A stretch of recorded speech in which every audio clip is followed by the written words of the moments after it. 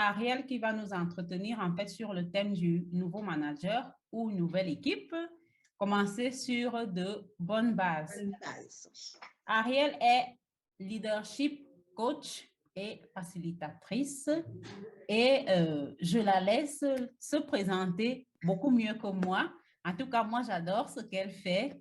Je crois qu'on est en contact depuis pratiquement plus d'un an maintenant sur LinkedIn. Oui, tout à fait. Et oui. J'adore absolument ce qu'elle fait, ce qu'elle propose au quotidien et je vous laisse la découvrir et je crois que vous allez l'adopter comme moi. Alors déjà, je vois qu'on a quelqu'un dans le chat, un courageux, une courageuse. Alors, c'est Victoire qui nous dit qu'elle travaille chez ACF sur la base de cours-série. C'est dans quel pays? Ce serait bien que tu nous dises. Et qu'elle a 2 personnes qu'elle manage et il y a cela 6 mois qu'elle a commencé à manager. Donc, toute fraîche dans le management. Bienvenue à toi. Kousséri, c'est au Cameroun, à l'extrême nord du Cameroun. D'accord. Oui. Bienvenue, Victoire. Donc, je vais me présenter. Voilà, mais rapidement, parce qu'après, je veux un peu plus. Voilà. Je suis Ariel Lémoni, je suis en région parisienne et je suis coach en développement personnel. Je suis sophro-coach, j'utilise des outils de sophrologie dans mes coachings. Je ne sais pas si vous savez ce qu'est la sophrologie, mais c'est aussi un outil qui est basé sur la visualisation, sur la respiration et qui permet de gérer son stress de façon très efficace. Je suis aussi, donc je suis coach en développement personnel, je suis sophro-coach, je suis formatrice et je suis aussi, je fais aussi les bilans de compétences pour les personnes qui se posent des questions sur leur carrière, qui ont envie de changer. Et voilà, c'est déjà pas mal. Et pour parler de mon passé, puisque je suis dans cette fonction depuis 3 ans maintenant, donc j'étais salariée pendant plus de 3 ans. Du moins, il y a 3 ans, quand j'étais salariée, pendant plus de 15 ans, j'ai été moi-même manager. J'ai commencé en manageant une petite équipe de 5 personnes et j'ai terminé en ayant la responsabilité d'un service et en manageant donc 40 personnes, divisées en 3 équipes. Donc, j'étais aussi manager de manager. Donc, c'est une fonction que j'ai exercée pendant de nombreuses années, une fonction que j'ai beaucoup aimée.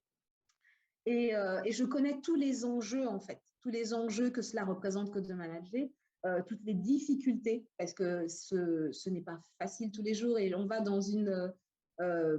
comment dire, c'est de moins en moins facile, même si c'est un très beau métier, parce qu'on est à une période où le management est vraiment en train de se transformer. Et donc, ça demande de la flexibilité, de l'adaptation.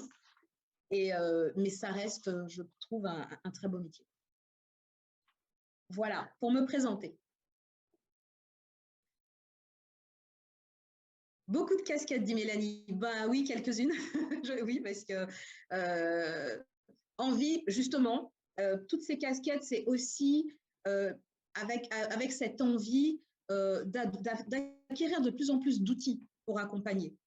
Parce qu'on se rend compte que l'accompagnement nécessite de la remise en question et d'avoir des outils pour pouvoir bien aider les gens. On est tous différents, donc adaptés à la personne que l'on a en face pour lui apporter le meilleur, en fait. Donc, voilà. Je ne sais pas si vous voulez qu'on démarre. Marie-Claire, tu me dis, on démarre directement, on rentre dans le vif du sujet ou on attend encore un peu pour voir si d'autres personnes arrivent. C'est toi qui me dis le top.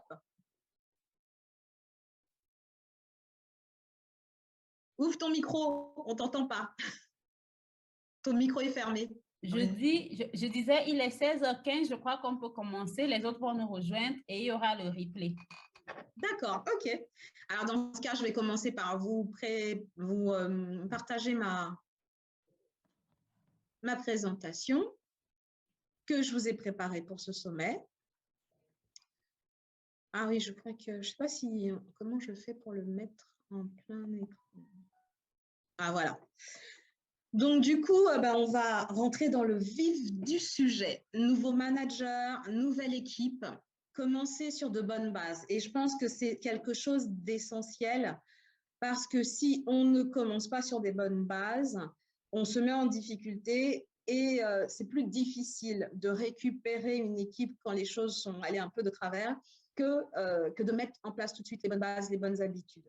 Quand on devient nouveau manager ou qu'on reprend une nouvelle équipe, on peut aussi avoir à gérer un passif dans l'équipe. Donc, c'est aussi quelque chose d'assez challengeant.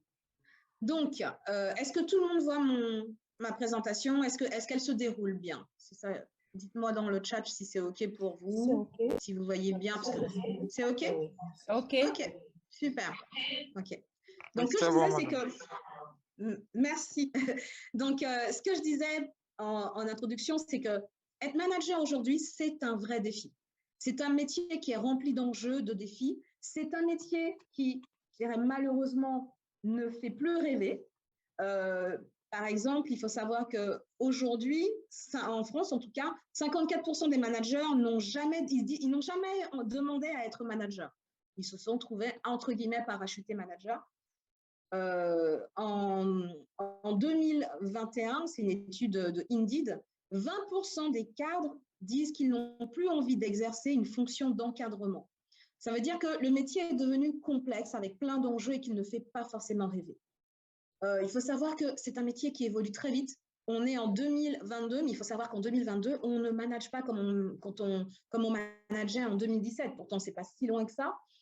Sachant qu'entre-temps est passé une pandémie avec des confinements, avec du télétravail, du management à distance qui n'est pas venu faciliter les choses. Et heureusement, il existe encore quelques courageux qui aiment ce métier et qui ont envie de l'exercer parce que c'est un très beau métier. À partir du moment où on est sur de l'humain, je trouve que c'est quelque chose de magnifique.